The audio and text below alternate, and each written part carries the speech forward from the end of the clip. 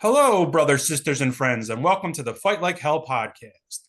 This is the official podcast of the National Association of Letter Carriers, the union that represents over 290,000 active and retired letter carriers employed by the United States Postal Service. I'm your host, Eddie Morgan, and with me, as always, is our national president, Brian Renfro. Hey, Brian, how are you? Hey, Eddie, I'm doing great. Excited to spend a lot of time today talking about one of the great things that NALC provides for our members, and that's the NALC Health Benefit Plan. Yeah, this episode's all about the health benefit plan. And before we get into that, let's just talk about the week. So this weekend, you were in Flushing, New York, branch 294. What were you up there for? Yeah, they had their annual retirees luncheon. We have great branches all over the country, and dare I say, we don't have any better than Flushing, branch 294. And a dear friend of mine and a longtime activist and branch president there, Tony Palillo, just recently retired. So he was one of the retirees that was honored, and I was really thrilled to have the chance to be there with all the members and retirees for branch 294, but in particular to honor Tony. Just not a better human being on this earth, and he's not going anywhere. He's still involved doing all sorts of stuff, but it was great to honor his retirement as president. So, Tony, if you're listening, congratulations.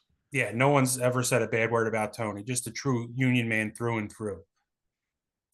And Phil Collins stepping right into his spot and doing a great job there in Flushing. Yeah, Phil just sort of hit the ground running, and I guess when it comes to Tony, maybe the only person that ever muttered a bad word about him was back in his boxing days. Some of those guys he knocked out may have, when they came to, muttered a bad word. But no, they're such a great group of people. And, Phil's just taken off really quickly. And, Tony's obviously there to help out with anything that's needed. So just a wonderful group there. A lot of history, too. I think we had in the room, we had 6 or 7 members that participated in the strike in 1970, being right there in New York City, kind of the epicenter of where it began in branch 36. That's always cool too. I saw on social media that Vermont had their state convention last week, and they elected a new state president. Congratulations to Jay Bassett as their new state chair there. Yeah, congrats, Jay. I know brother Dan Toth had the opportunity to be there, and Vermont is a smaller state, but just like all our states, it's very important to what we do, and our network of state associations where they fit in that legislative and political network is a key piece of what we've been able to achieve over the years, and in some cases, play defense like we've had to do much of 2025. And I have no doubt that Jay will continue to do a great job with our brothers and sisters in Vermont who have these really long-standing, strong relationships with their members of Congress in both the House and obviously in the Senate. Yeah. And then in North Dakota, we had a convention, and Corey Carter was reelected state chair. Corey does a great job in North Dakota. Yeah, congrats, Corey. I know you'll continue to do the work that's been done there for a long time. Executive Vice President Barner was there at that convention, and I was there a couple of years ago, and North Dakota's state convention, in a lot of ways, kind of always reminded me of my own state convention in Mississippi, where, maybe we didn't have that many people there compared to some other states, but just a really dedicated group of letter carriers and activists for the union, and take their responsibilities as state association very seriously and do a great job. And we're recording this at night because today, when we were recording, you were over at the AFL-CIO for meetings there. Not only are you the president of our union, but you're vice president nationally of the AFL-CIO.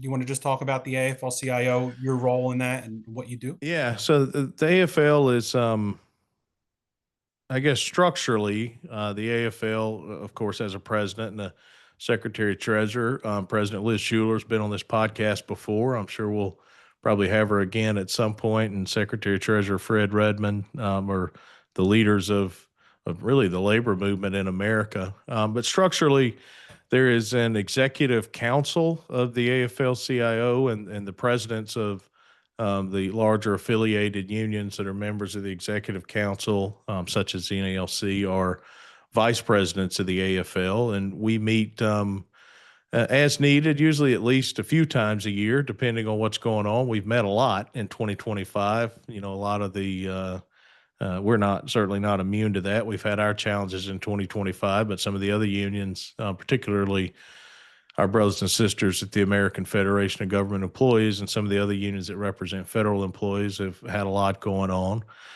So we have the executive council. They also have what's called an executive committee, which is a smaller group of about, I think there's 14 or 15 presidents that are on the executive committee. So I serve on the executive council as a vice president of the AFL, and I also serve on the executive committee. And I think later this week we've got a meeting with the executive committee, and our responsibility is really just to meet as a council or as a committee between council meetings, and kind of chart the course for the labor movement. And it's a really powerful thing. You of course have different perspectives from public sector unions like us, and then you have unions in the private sector, and collective bargaining is different across each of those unions. The government relations piece, some are much more state-based, some are more federal-based, like we obviously are. So overall, we just try to keep in mind and keep our focus on, what's best for working people, while of course representing, our own unions and the members that we represent at that sort of big table of labor. So it's an important thing for us to stick together as unions, as working people, even beyond those that are the 15 million or so members of the AFL-CIO affiliated unions, and ensure that the things that we do for working people, that we have a vision that is and take actions accordingly that benefit working people in America. We had another announcement on the website this week, the audio book of the postal records back. I know a lot of people have been clamoring for that, and you just want to talk about how that came to be? Yeah, we've tried to, over the last few years, produce the postal record in as many formats as we can. We obviously still mail it to everyone. It's now available and has been for some time in its entirety on the website. That wasn't always the case. We used to post select articles and stuff, but you can, of course, read the hard copy. You can read the entire magazine on the website, but also the audio version. Is many of us, just like probably most of you listening to this podcast, like to consume things in an audio format. For letter carriers, that's most of us have a lot of time where we're busy, but we can listen to things. So it's just a matter of providing it in to consume it however you want to consume it. And we're happy to have the audio version back. It's available in our just normal podcast feed here. So we're going to continue to do that with each issue that comes out, and encourage you to give it a listen. So our topic this week is the NALC Health Benefit Plan and open season, which is right around the corner, November 10th through December 8th. Stephanie Stewart is our health benefit representative, and she does a tremendous job. Do you want to just talk about Stephanie and the NLC Health Benefit Plan for a minute? Yeah, it's a great topic, and in the conversation with Stephanie, we'll get into a lot of the details about the plan and some changes that have been made for 2026, positive changes. But before we do that, I did want to just take a minute to thank Stephanie. Number one, she's been at the plan as director now since 2018, and she and I go back a long, long way, from working on route adjustment stuff 15 plus years ago to all sorts of things over the years. She's done really a remarkable job. Stephanie, all the professionals we have that work at kind of the administrative level out there, and of course, we have 250 plus employees out there. Most of them are union employees. They're represented by OPEIU, Local 2, so shout out to them. But they do just a wonderful job. And the time that Stephanie's been director has been kind of unprecedented, honestly. It's been very tumultuous, not in terms of things that we can control, but of course you had the pandemic, which impacted all sorts of stuff, but the healthcare industry was particularly impacted. We implemented a new piece of legislation that was passed in 2022 that she and I will talk about. And then, going into this year, kind of as a result of that legislation, we've made some changes. But overall, just like the entire history of our plan, the plan has just continued to get better. It's continued to expand and grow the benefits that we offer to our members and maintain affordable pricing. But I think it's really important to recognize and appreciate the work that Stephanie's done as director, and that all the folks out at the health benefit plan, as well as our trustees, Larry Brown, Sandy LaMelle, and Charlie Heach. One of their primary responsibilities is oversight of the plan. And, sometimes they have to make some really difficult decisions, and they of course have done a wonderful job too. And in the end, as we'll talk about, our plan that serves letter carriers has never been stronger, never been better. And we're really excited about both the short-term future, looking forward to 2026 and beyond. And that is very much the case because of the work Stephanie and her folks out at the plan have done. And you listening to this podcast, sometimes you're going to get some homework, and this is one of those episodes where you're going to get some homework from Eddie. And I just need you to share this episode. If you're have a newly converted regular in your station or a PTF, make sure you're sharing it with them. If anyone in your station's talking about open season, say, hey, make sure you're taking a look at the NALC health benefit plan. Listen to this podcast. And if you are making that consideration, don't procrastinate. Don't wait to the last minute to make the decision. You have over a month to look into it. Make sure you're doing that. The open season is November 10th to December 8th. Make sure that you're making that decision. You don't get caught with another year of paying more premiums for an insurance plan that's not built for letter carriers. This is a union plan built for letter carriers, made for letter carriers, provided for by letter carriers. If you have any questions, call the union hall and ask them who your health benefit representative is. Each branch has a health benefit representative.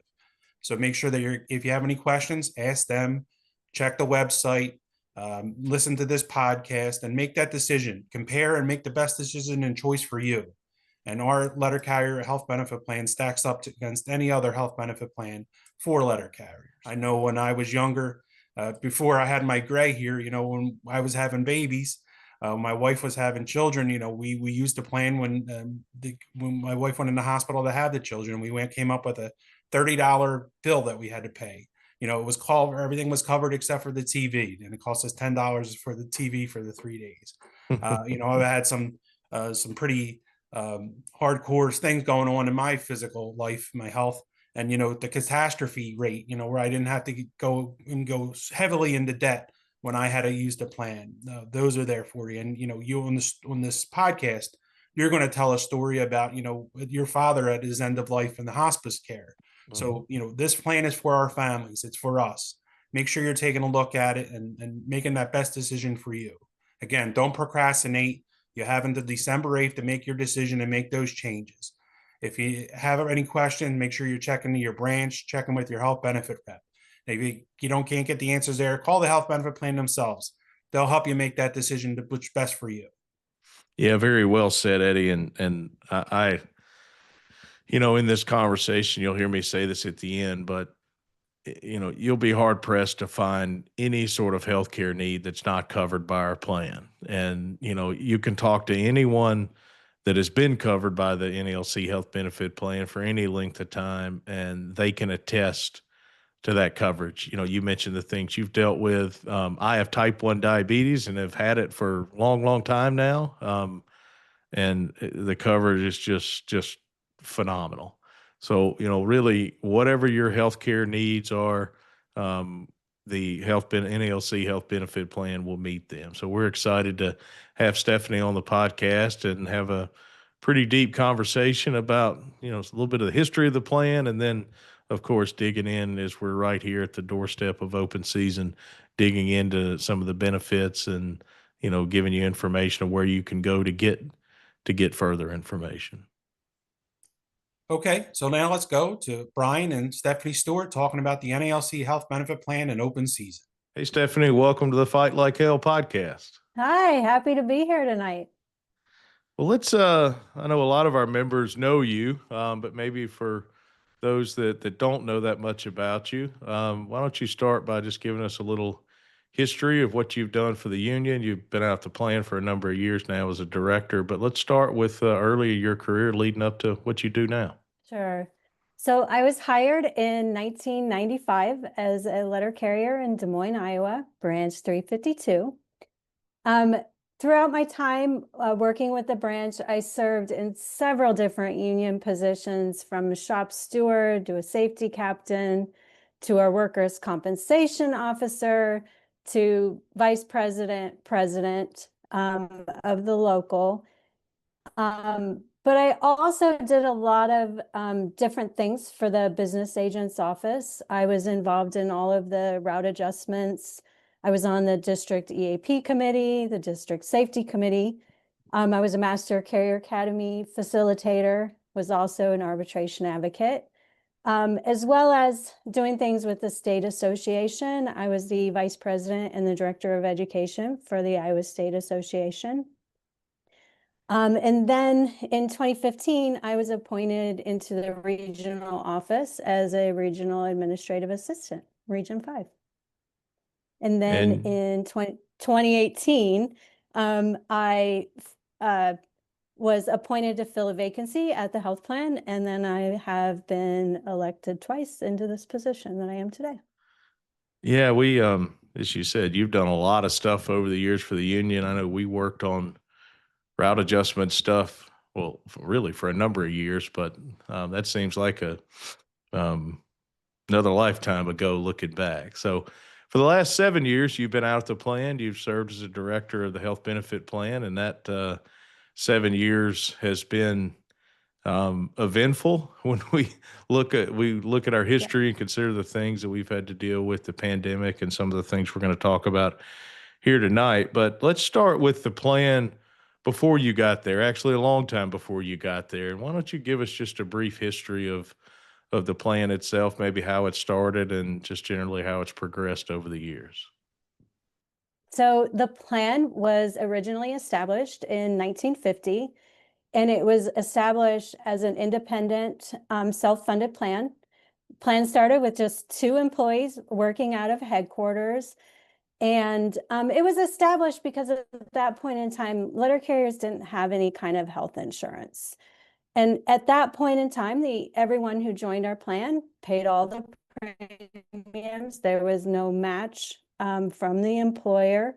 So it really was a healthcare plan that was put in place just to assist letter carriers in some way with basic benefits.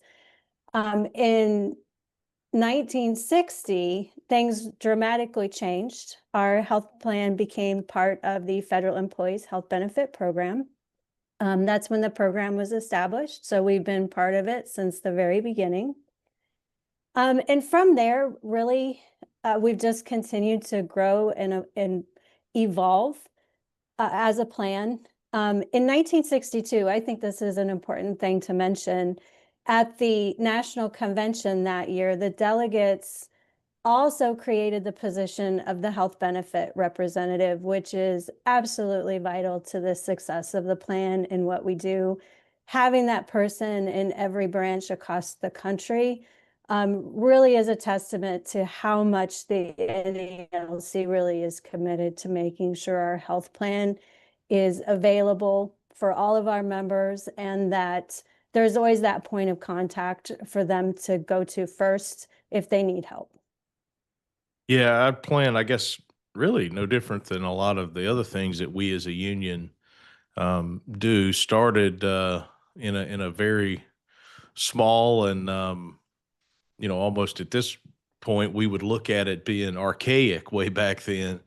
But over the years, decade after decade, it's evolved into really a very large, sort of sophisticated operation, while maintaining the focus that was originally there, and that was simply to serve our members. So we're here talking on this episode immediately before open season, and I'm sure a lot of our listeners are familiar with open season. There may be others that have heard the term and are not really sure what that is. So why don't we start with just what open season is and the opportunity that is there for our members starting, depending on when you're listening to this, maybe tomorrow, maybe today, maybe it just started a couple of days ago.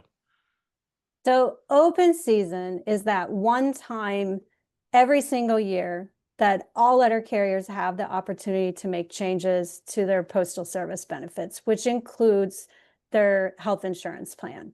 So for us, this is a really exciting time because it's that time of year where we can welcome new members into the NALC health plan family and help take care of their health insurance needs from that union perspective.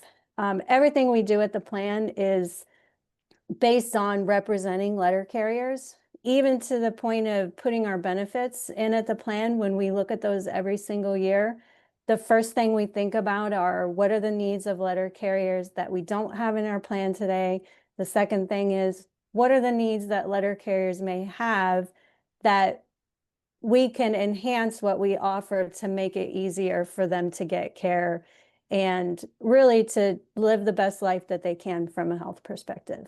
Yeah, and open season, as we're going to talk about more in the next few minutes, is a huge opportunity. It's a great opportunity for everyone to take advantage of our plan. And our plan, I think you just said it right then, from the very beginning, and this remains, our primary goal today is to provide the best benefits to letter carriers at the most affordable premiums. And we'll get in detail about that here in a few minutes. But before we do that, the last couple of years in the entire world of federal employee and postal employee health benefits, there have been a lot of changes that have been put in place as a result of legislation. A bill called the Postal Reform Act of 2021 was passed in 2021. It was then signed into law in April of 2022. That bill created a separation of postal employees and other federal employees, whereas previously, as you mentioned, when our plan in 1960 became part of the Federal Employees Health Benefit Program, previous to last year, postal and federal employees, including letter carriers and other postal employees or any other federal employees, were all in the same plans. In our case, of course, the NALC health benefit plan. And that bill separated these plans while still being under that federal umbrella, separated into plans for postal employees and plans for other federal employees. So before we move into the change that we've made, maybe give us a little information from the plan's perspective about the way things are structured now. So if a letter carrier during open season chooses to join the NALC health benefit plan, what plan are they a part of? Who's in that plan? And then after this bill, the plan on the other side, the federal employee piece. So why don't you just kind of describe that structure for us a little bit? So as of February of this year, we have completely separate plans for postal employees. And then we have our federal plans that are for any federal employee that's not a postal employee. So our health plan has always tracked the cost to insure both groups of those independently. Even when we were all under one plan, we were able to assess the cost associated with insuring our postal members versus the cost that it took to insure our federal members. We have long known that our postal members were less costly to insure. When we created two separate plans for postal versus other federal employees, it really came to light how large that discrepancy in cost was for the two different groups that we were now insuring. So as we had projected, the premiums to our postal employees by being separated from the other postal employees today is less than it otherwise would have been had we remained combined. And over time, that's going to continue to play out. It's going to continue to produce savings both on the postal service and to the postal employees that are enrolled in our plan. I think many members were able to see that when we posted premiums for the 2025 year. We had federal premiums and we had postal premiums. In our plan, the postal premiums were significantly less than the premiums to insure our federal employees. And the way that premiums are established is directly contributed to the cost of the healthcare that the specific people in those plans utilize across the year. As a not-for-profit plan, we base our premiums on that expense, spread out across how many members we have in each plan is how we determine and offer the best rates that we can to each of those groups. Yeah, and as you said, postal employees, speaking generally, however, but certainly it's a fact in our experience, have had less cost in terms of the cost to insure their health insurance needs than federal employees. So after this legislation passed, if we go back to 2024, as we do every single year, we go through an entire process of determining what the benefits and the premiums for the plans will be in the following year. And Stephanie, as you said, in January of 2025, this was the beginning of the plans actually being separated. And, also, as you said, in 2025, we had to raise or set premiums, I suppose would be the better term, because it was the first year of this, on the federal side much higher than they were on the postal side for the same benefits. As we look forward into 2026, over the last several months, we have been going through our normal process of determining benefits and determining premiums. And for the same reasons that we had to set higher premiums on that federal side than we did on the postal side for this year, when we started looking forward to next year, the problem that caused that, the higher cost being that problem, had just simply grown, gotten bigger, and gotten to a place where we had to make a decision that was not easy this year. And that decision was for us to discontinue the federal side of the NALC health benefit plan and for the plan to only serve postal employees. So why don't you talk a little bit about that decision? And then also, I think a really important piece is ensuring that our members understand the impact or lack of impact that decision has on them and the postal side of the plan. So as we just talked about, we had those large increases to the feed plans in 2025 plan year. For 2026, we would have needed to impose an even higher increase for the federal plans, making us the highest cost plan in the program. But also with our back and forth with OPM over several months after our initial proposal to them, we also would have needed to remove many of the benefits that we currently offer to the federal employees in that plan to even get close to being able to cover the expenses that were anticipated for 2026. So even though it was a difficult decision, after many discussions with OPM, that decision was made. And although leaving that program and many of our long-term dedicated federal members is very difficult, it really wouldn't have been right for the NALC to continue in the feed program, knowing we would be offering those enrollees a subpar plan at an extremely high price. So it really was the right decision to make for those members in our plan.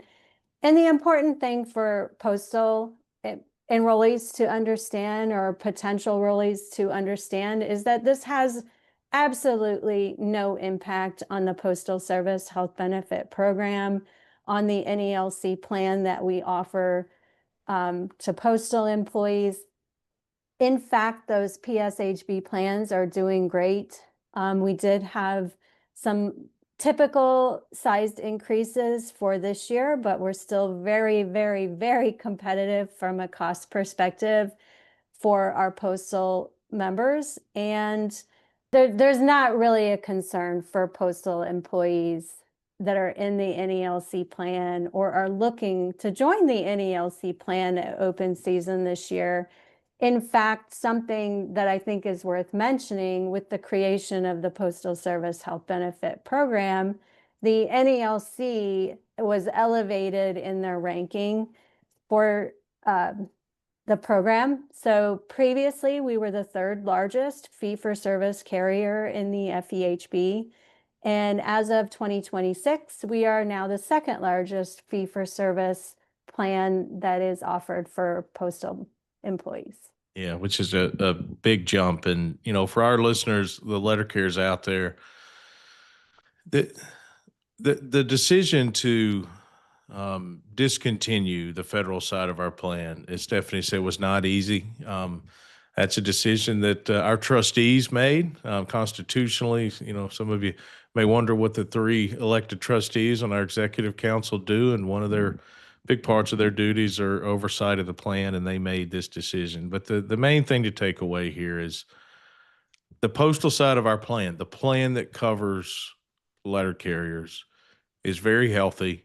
It is better than it's ever been, and we are excited about its future. We just thought it was important to cover this federal side. I know a lot of you listening might have friends or family that are federal employees that are not postal employees, and some of them may have had the NALC health benefit plan. Ultimately, though, our plan exists to serve letter carriers. And, that has always been our focus and will continue to be our focus.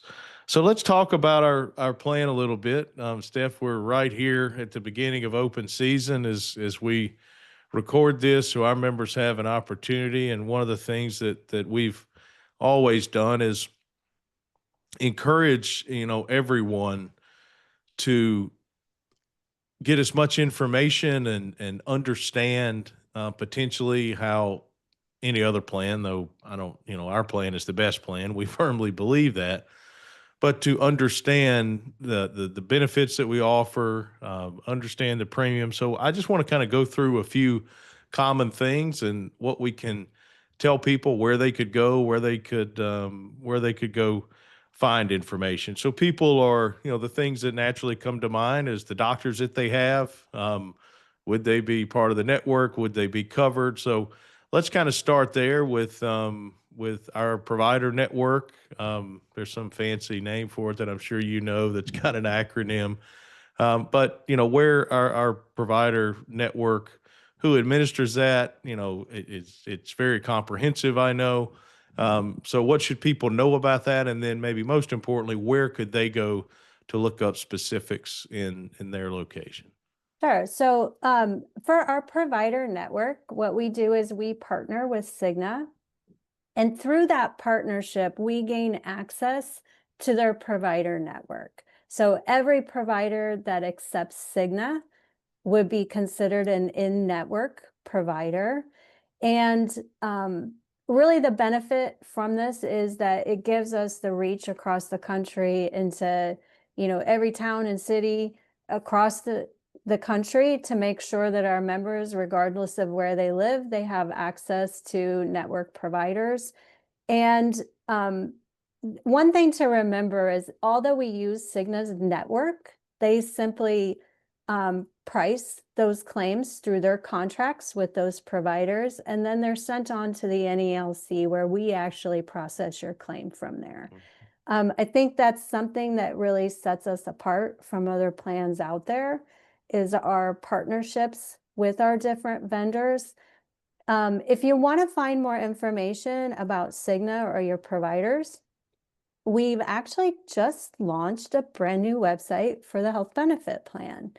It launched on Sunday, And this website is completely redone. It is designed to be user-friendly for our members who are looking to explore our plan, or for our HBRs out there, looking to have some more information to take back to their members at the branch.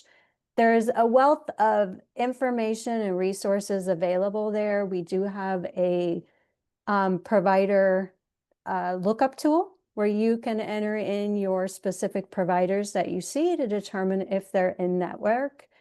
One thing about us too, if your providers are not in network, we do still have out-of-network coverage that if that's something you want to take advantage of, you still can see that provider and we would still cover you there at our out-of-network provider rate. But the other thing is, you have the ability to nominate a provider. If your provider is not in our network, we have tools where you can nominate that provider. We pass that information on to Cigna. They do outreach to that provider and try to engage them in negotiating a contract with them so that they can also become in network with Cigna, and that's passed on to the NALC through their open access plus provider network for our members. That's a really good point. I know you and I both over the years, having the opportunity to be around letter carriers all over the country. That used to be a really common question. It would be this doctor's not in the network. I don't know about you. I don't get that question as much anymore. I No. think the network has really become really comprehensive, and I'm sure you will find that almost all of all of your doctors will be in network. So aside from providers and visiting the doctor, for most letter carriers out there, the next thing on the priority list, or maybe even top on the priority list, but a consideration, is prescription drug coverage. So if someone wants to go out on their own and look up coverage of, details about coverage or which drugs are covered, where would they? Why don't you tell us a little bit about the prescription drug coverage and how that works and what's available to them and where they could find information? So for prescription drug coverage, we partner with CVS so that we can offer the best cost to our members when they're obtaining prescription medications. We do have a cost calculator. Right now, it is not available. It typically is available on our website, but it will be launched by November 7th. Right now, CVS is programming in all the 2026 benefits for prescription coverage, and that needs to be put in there before we can launch the 2026 cost calculator. Unfortunately, with all the delays, getting the benefits for 2026 approved with the process with OPM, it has pushed us back a little bit later than we would like to be, but we have assurance that will be up there for all of our members before open season starts. So again, November 7th, that'll be up there.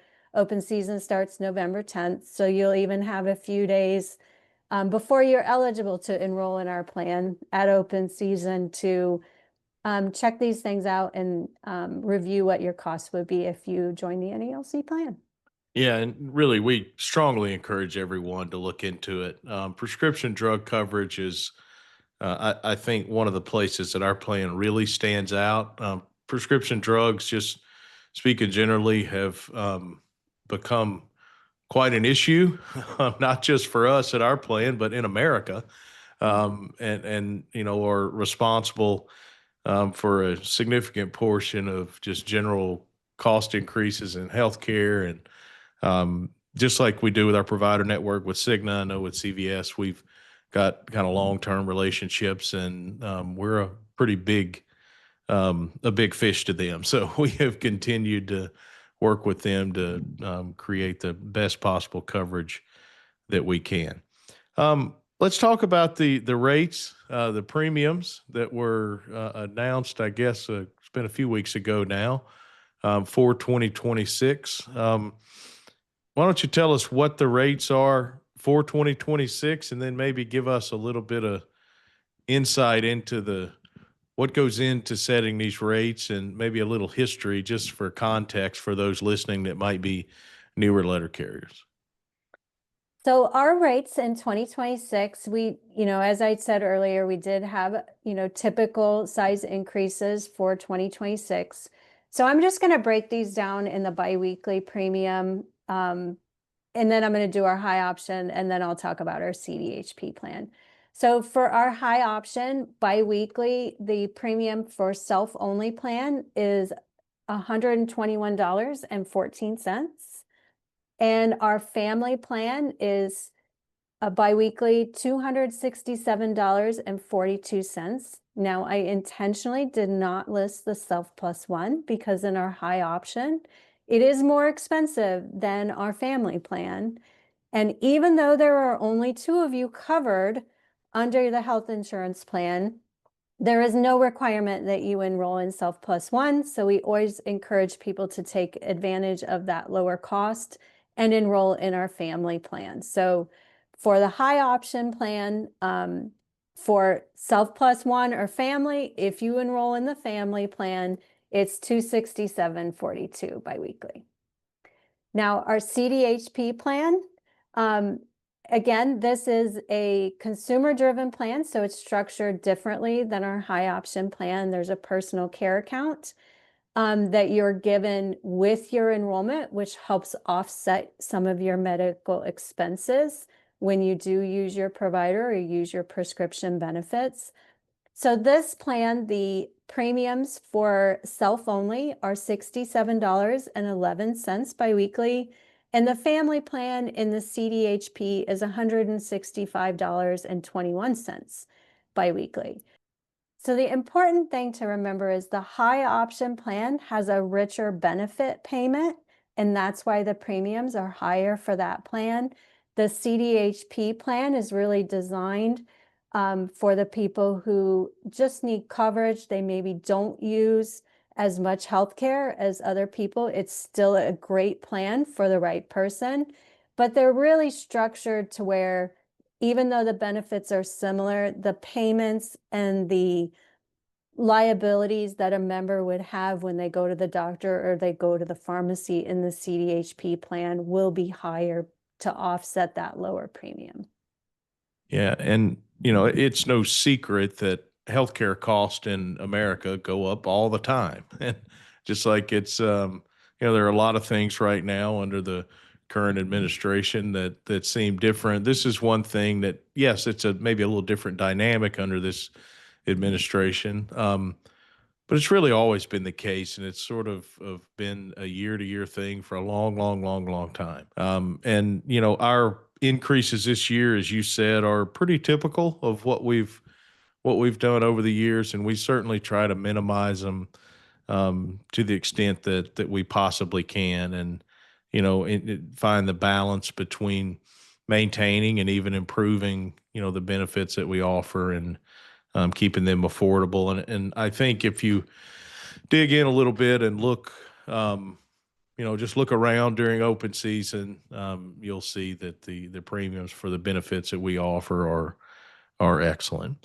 So let's talk about what might be new or different in the plan for 2026. I know there's a lot of listeners out there that are very familiar with the benefits, maybe have had the plan a long time, and maybe are most interested in what will they see that's different going forward.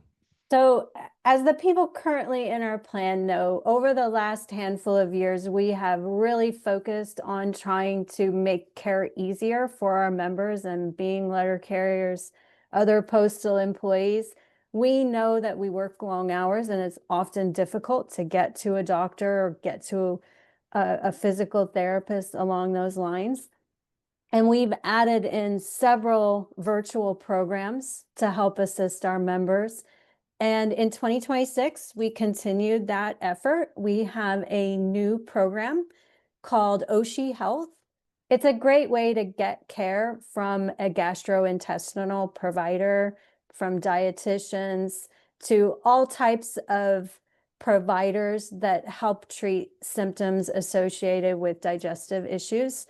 Typically, when we put programs in, we look at what the needs of our members are, and this was an area for 2026. We thought that the members might be able to take advantage of that virtual component to the OSHI program, so we put that in place. Also new for 2026, we have a new CVS weight management program.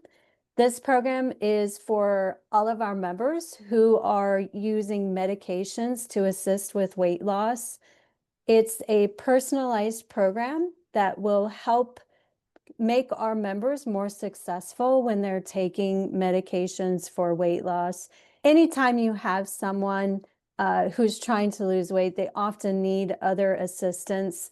And this program is really designed to give them the help that they need and make sure that they're successful in their health journey, taking the medications to lose the weight. The last thing we want is for someone to be taking medication and it doesn't produce the results that they want. So this program is designed to enhance the effect of that and put the member in the best chance of success utilizing the program. We also have more new programs for 2026.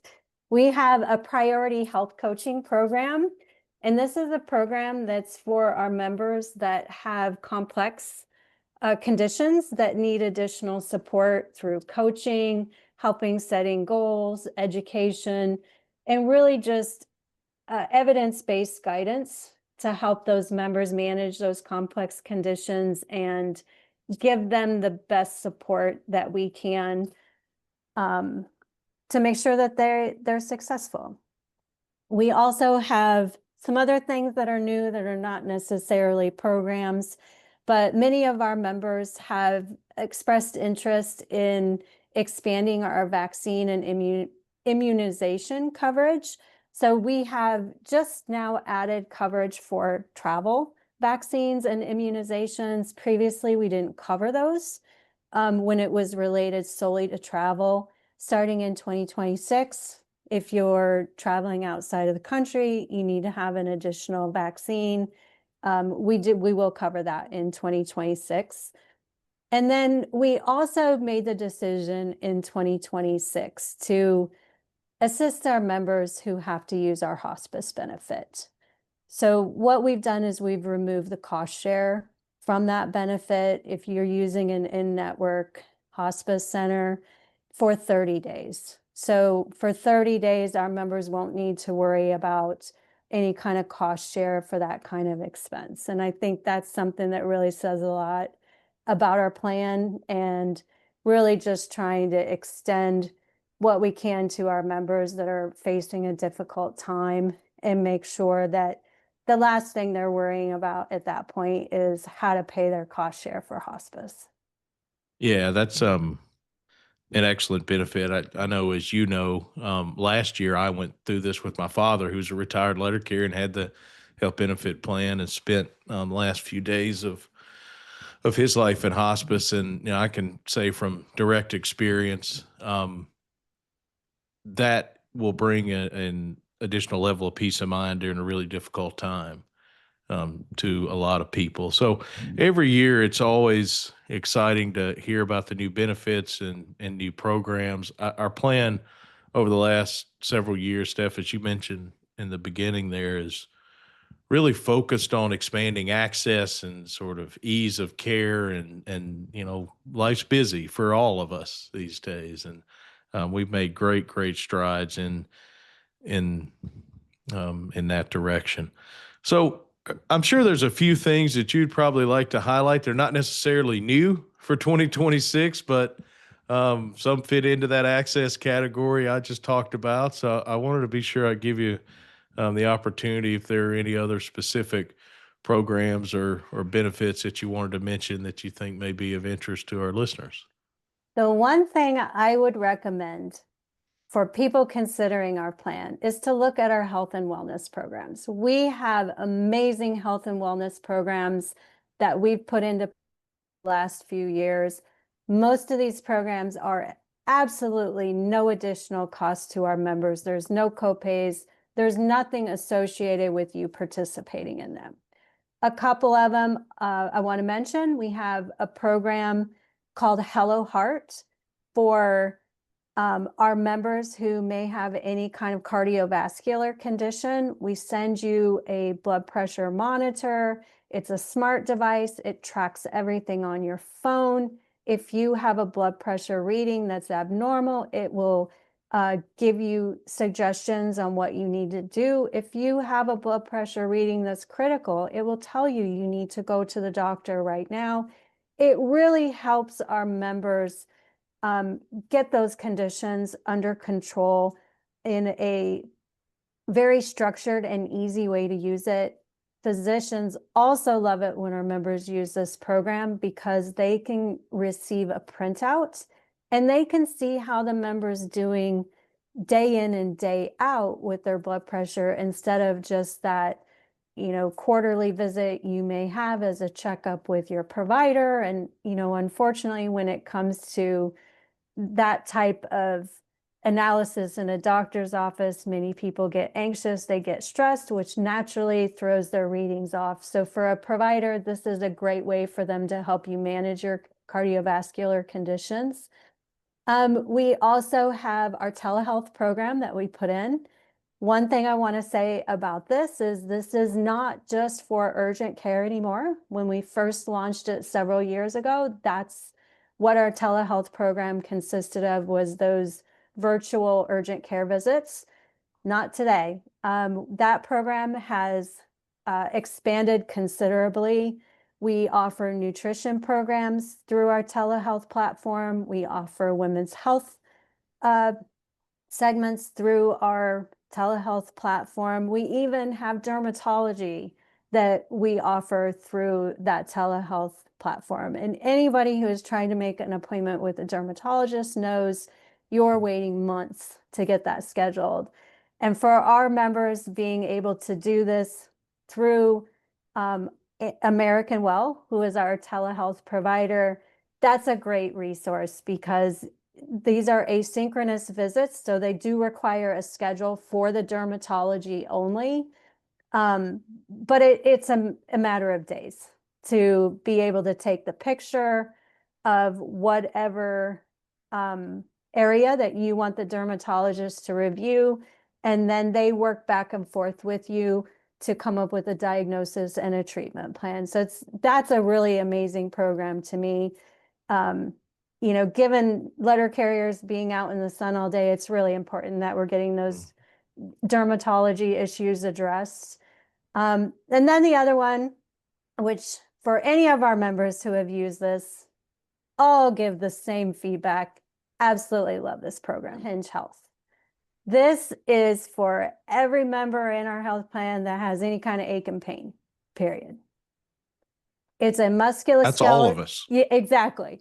It's a musculoskeletal program that helps address those aches and pains in your joints. And this program has expanded to where they can treat anything from head to toe. It's very, very easy. It's essentially virtual physical therapy. It uses motion sensor detection. It's really just a neat program.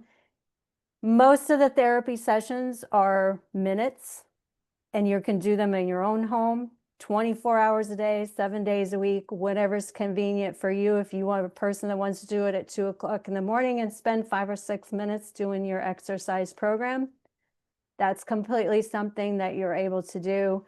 The success we've had with the Hinge program is absolutely amazing. And again, the importance that this program costs nothing to our members is incredible. Going to a brick and mortar physical therapist 3 times a week, one, it's very difficult to find the time to do that. But 2, you will have copays. So, at our $25 copay, that's $75 a week, where you can do this program at home and it costs you nothing. Yeah, I hear from our members about Hinge Health and that program all the time. Just last weekend, I was at an event with Branch 294 in Flushing New York, and I talked about the health plan there, and I had a handful of them come up to me and just talk about it. And what they say is it's awesome the plan offers this, but I feel better. Yeah. That's the encouraging part. Last thing that I want to talk about related, specifically to the plan and, maybe what our members can expect for 2026 or potential new plan members is just about the service part of the plan. You mentioned earlier in our conversation that one of the things that makes us a little different than a lot of others is that Cigna is our provider network, and we have now a long-time partnership with them, I guess going back 16 years or so.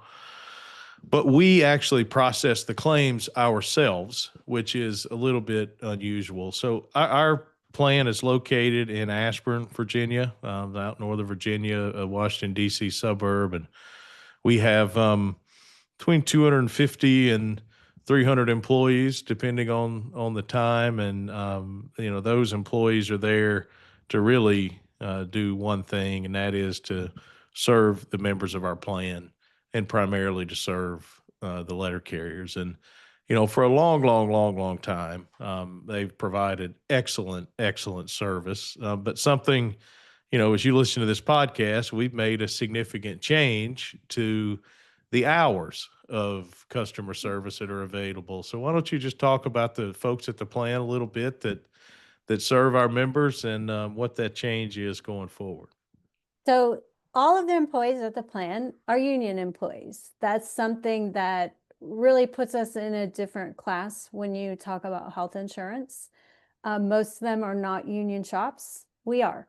So not only does a union own us, we have union employees that work for us to help our members. So anytime you call the plan, you're talking to a fellow union member.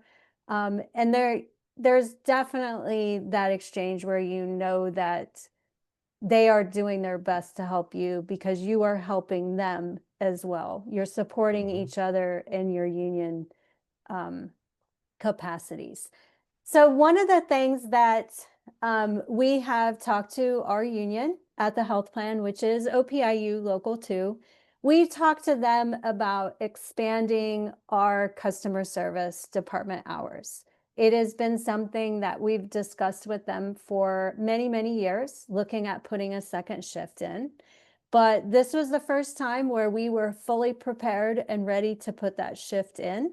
And we have moved forward and we have agreement with the union. We are putting in a second shift. Our customer service hours will change from 8 to 3:30 Eastern time on November 10th to 8 a.m. to 6 p.m. Eastern time. I think this is something that's going to be great for our members who are in time zones other than the East Coast. And it's something we're all excited to move forward with. It's been a long time coming, and it's something that really was on our radar, but it's just amazing to know we're finally at a place where we're able to put that into effect and get those members in our other time zones across the country the same opportunity to be in our plan as members that are on the East Coast. Yeah, and it is definitely something that we have wanted to do for years. I mean, going back, even pre-pandemic, which was, of course, a challenging time for the plan. So we're really excited to be able to offer that. And as you said, for our members that are primarily those on the West Coast, Pacific Mountain time zones, where for many years the customer service has ended shortly after lunchtime, to be able to provide them those extended hours. So, you mentioned the employees at the plan. They are represented by OPIU Local 2, and who we obviously have a close relationship with and have for a long time, as they also represent a number of our employees at our headquarters building in Washington, D.C.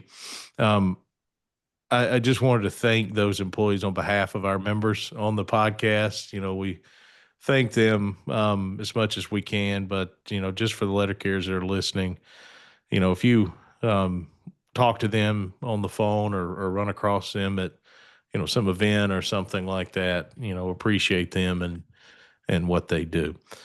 Stephanie, let's, I think you referenced the creation of the health benefit representative back in 1962. And as our folks are listening to this, we have either um, probably just finished our health benefit seminar where we train all those health benefit representatives. So I know there's a very important piece of everything that we do in terms of connecting with our members about the plan. That's heightened during open season, of course, but I wanted to give you the opportunity to talk about the HBRs and for our listeners out there, the letter carriers, a resource that those HBRs can be for them.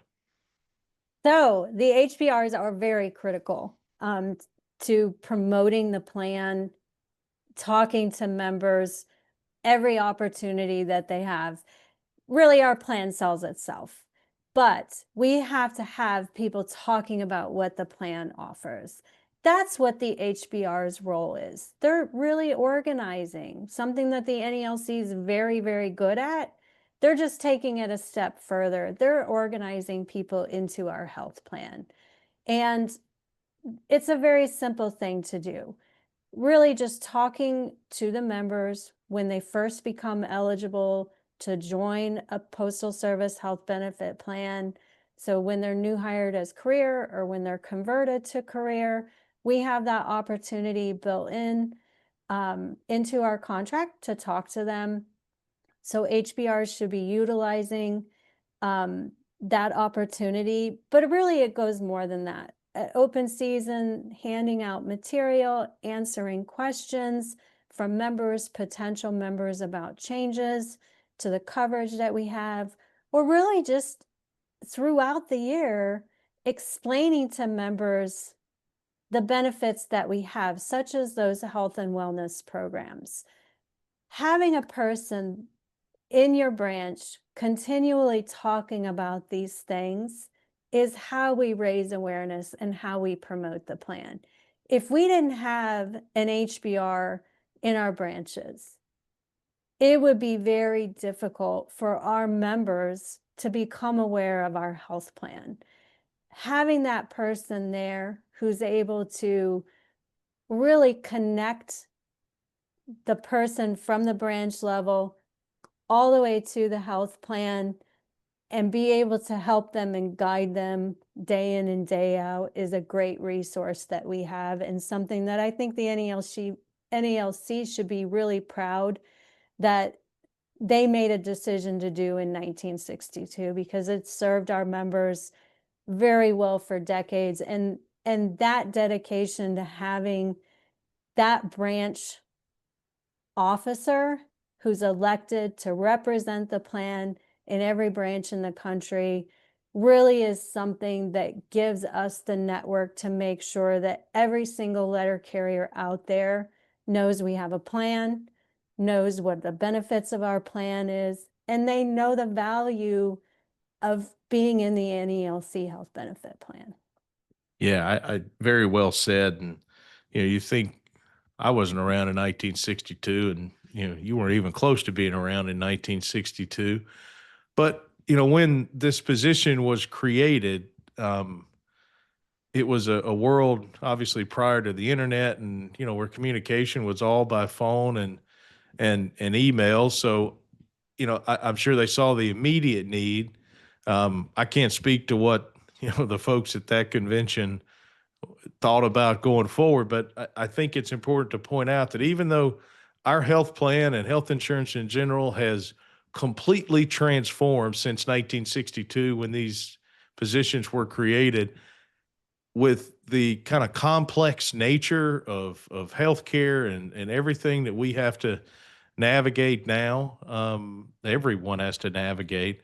It's probably a more important position than it was even way back then. So, to our HBRs out there, number one, thank you. We appreciate everything that you do. And number two, for the rest of you listening, if you don't know who the health benefit representative is in your branch, ask your shop steward, ask another branch officer, because in a lot of cases, we provided tons of tools that we've talked about here, our website, the new website. But in a lot of cases, that's going to be your best resource, and certainly the individual that can point you in the right direction. So Steph, just to wrap up here, I want to give you the opportunity to just speak to our members out there that may not currently have the NALC health benefit plan, and during this open season period, what any final words you have for them in terms of encouragement and what they should look at when it comes to our plan? Well, I 100% would encourage everyone to look at our plan. We're very competitive from a rates perspective. We have excellent benefit package that's comparable to all of our competitors out there. But one thing, while people are looking, I want them to ask themselves, why wouldn't I join my union's health plan? Your options are to join a for-profit health plan, or to consider expanding your union family and joining the NALC health benefit plan. To me, that's not even a choice. The right choice for letter carriers really is to look at our plan. And I think if you join our plan, you give us some time, you're going to realize it was the best decision that you made too. Yeah, I couldn't agree more. We've talked on this podcast about a lot of the details of different benefits and programs. And, I would just say to all of you, you're going to be challenged to find some sort of healthcare need, within reason, that is not covered by our plan. And I think you'll find that a vast majority of it, including a lot of what Stephanie's talked about, is provided at no out-of-pocket cost. So, we strongly encourage you to check out the website, find out who your health benefit representative is. Of course, you can call our health plan. We are open, as Stephanie said, until 6 p.m. Eastern. So, Stephanie, why don't you give us the phone number? If you need to call the plan, you can reach us at 888-636-NALC or 888-636-6252. And remember, our customer service hours change on November 10th, first day of open season. Customer service will now be available between 8 a.m. to 6 p.m. Eastern time. Well, Steph, we appreciate everything that you and all the folks out at the plan have done for our members, and will continue to do. And we appreciate you joining us on the Fight Like Hell podcast. Thanks. It was great to be here with all of you. And I look forward to expanding that union family from the health plan perspective at open season. So just want to encourage everyone, take a look if you're not in our plan and give us a chance, because I think you will really find it was a good decision to make. Thank you for listening to this episode of the Fight Like Hell podcast. Please subscribe so that you don't miss an episode. And please share this episode with your NALC brothers and sisters, especially this episode. You can follow the NALC on social media on Facebook, X, and Instagram. You can find links to our accounts in the episode description. May your steward be by your side, and may the union have your back. Thanks for listening. See you soon.